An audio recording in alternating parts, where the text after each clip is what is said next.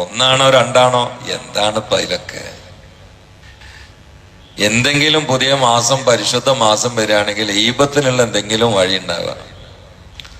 ഒന്നാണോര് ഒന്നാവട്ടെ, രണ്ടാണോര് രണ്ടായിക്കോട്ടെ എന്ന് അതിനെന്തപ്പ നമ്മള് തലവേദന?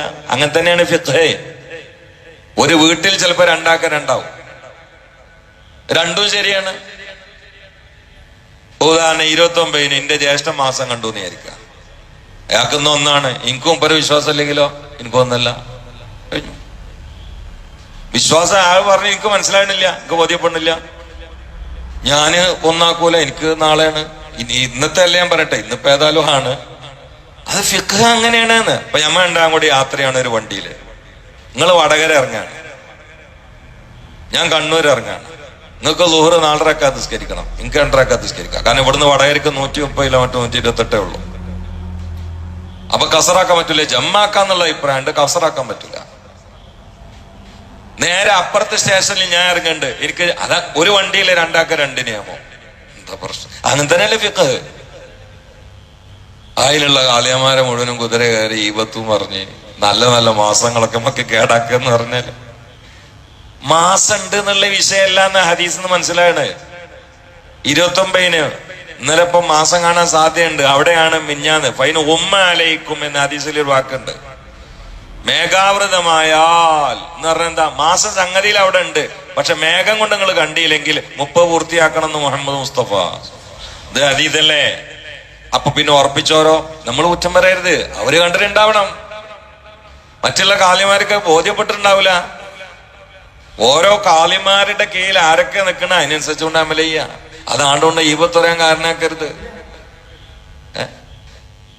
അത്രയുള്ള ആ വിഷയത്തിലൊക്കെ നമ്മൾ വെറുതെ നാവ് കേടെടുത്താൻ നിൽക്കരുത്. നാവ് എന്ന് പറഞ്ഞാൽ വിനയാണ്, ഏറ്റവും വലിയ വിനന്റെ ആയുധമാണ് നാവ്. മനുഷ്യ ശരീരമാകുന്ന രാഷ്ട്രത്തിന്റെ തലസ്ഥാന നഗരിയിലാണ് ഈ സാധനം ഫിറ്റ് ചെയ്തത്. വേറെ എവിടെയും സ്ഥലമില്ലാത്തോണ്ടല്ലോ, മേലെ കൊണ്ടുപോയിട്ടാ ഫിറ്റ് ചെയ്തത്. അതിന് ഉള്ളിന്റെ ഉള്ളില് ചുണ്ടിന്റെ അപ്പുറം, മീശന്റെ അപ്പുറം, ചുണ്ടിന്റെ അപ്പുറം, പല്ലിന്റെ അപ്പുറം അണ്ണാക്കൊക്കെ കൊണ്ട് വലിച്ചു കെട്ടിയതാണ്. ഇങ്ങനെ വളർത്തല് വേപ്പനായനല്ലേ?